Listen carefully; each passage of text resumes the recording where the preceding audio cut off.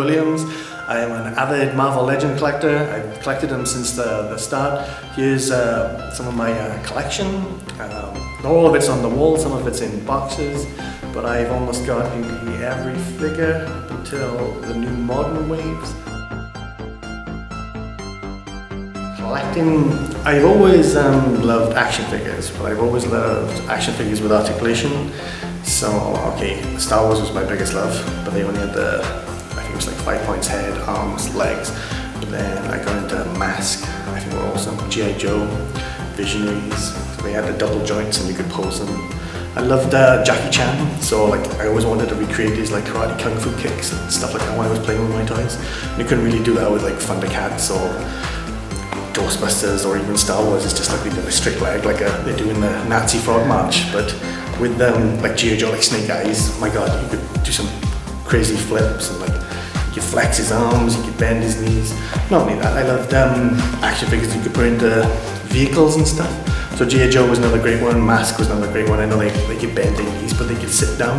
Like with the Star Wars figures, they had just like, hey,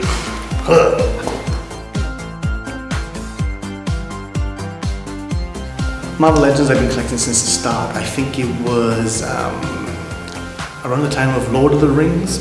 So Toy Biz made these Lord of the Rings movie figures, which were just absolutely fantastic. So the great detail, great articulation, and the size was like 6 inches. So I was like, I got big, fat, stupid hands. So like, when I'm picking up these toys and displaying them, it was like fairly decent. You know, I could move around. It wasn't like something tiny. It was like something meaty and chunky, and like, oh my god, they were awesome to display. But then I think it was around 2000, the X-Men movie came out.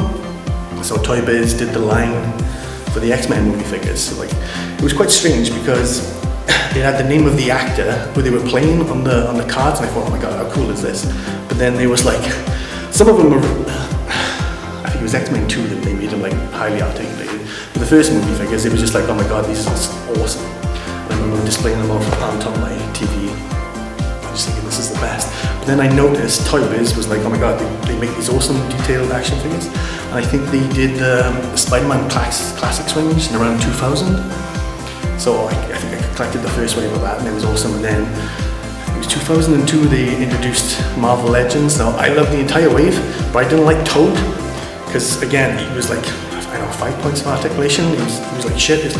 He was Iron Man and Hulk, and I can't remember who else, maybe Cap. And they were all like highly articulated, but Toad wasn't. So I left him on the shelf, and then later found out that he was like highly sought after, probably because nobody bought him, because he was just an awful figure. But that's what first got me into him. And I remember, oh my god, like buying them in Woolworths for like $7.99. And I remember buying them in Forbidden Planet in Cardiff. And I used to be a subscriber to the monthly comic or sales magazine. And they used to send me that. I always wait for the page with all the legends on like Series 3, Series 4, Series 5, Series 6. And I always remember, oh my god, Phoenix has come out. So I didn't realise there was like 2 variants in the booklet. So I rang up from telephone back in the day before using the internet. And alright, I'd like to make an order. So you give them the code of what it was, 43567. And I ordered a Phoenix. I think it was Juggernaut and maybe Deadpool, they all come. So I was like expecting Jean Grey to be in a green costume, and I opened it up and I was so devastated again. But it was the variant, and I was like, oh my god, he sent me the Chase figure back when Chase figures were actually like hard to get. And like, again, without the power of the internet, well, I think when did I join eBay? 2002, but I think I used to use Yahoo auctions, if you can remember that, trying to chase after figures.